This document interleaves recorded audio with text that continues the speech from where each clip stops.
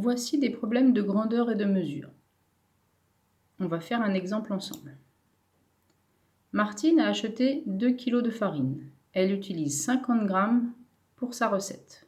Combien lui en reste-t-il? Évidemment, pour ce problème, je vais devoir faire une soustraction. J'ai 2 kg de farine, j'en enlève 50.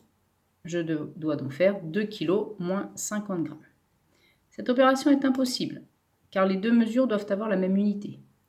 Ici, on a des kilos et des grammes. Je ne peux donc pas faire l'opération. Il va falloir que je convertisse une des deux mesures. On convertit toujours dans la plus petite unité, donc on va plutôt convertir le 2 kg en grammes. Pour convertir, ça vous avez l'habitude, il faut utiliser le tableau de conversion. J'écris donc 2 kg dans la colonne des kilos et je rajoute les zéros pour aller jusqu'au gramme.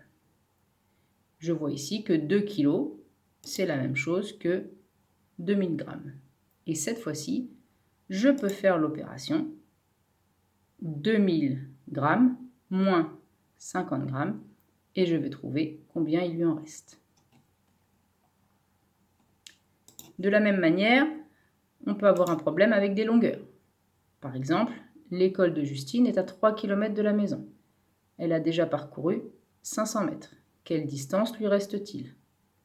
Là encore, je dois faire une soustraction. J'ai 3 km. Elle a parcouru 500 mètres. Je dois donc faire 3 km moins 500 mètres. Mais dans ce problème, encore une fois, l'opération est impossible parce que les deux mesures n'ont pas la même unité. J'ai des kilomètres et des mètres. Donc je ne peux pas faire l'opération avec des mesures qui ont une unité différente.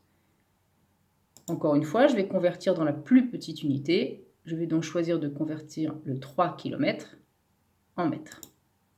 Je prends mon tableau de conversion, cette fois-ci avec les mesures de longueur. J'écris 3 km. Je rajoute les zéros pour aller jusqu'au mètre. Et je vois que 3 km est égal à 3000 mètres. Je peux donc désormais faire l'opération puisque mes deux mesures sont en mètres. Et je vais donc faire 3000 mètres moins 500 mètres.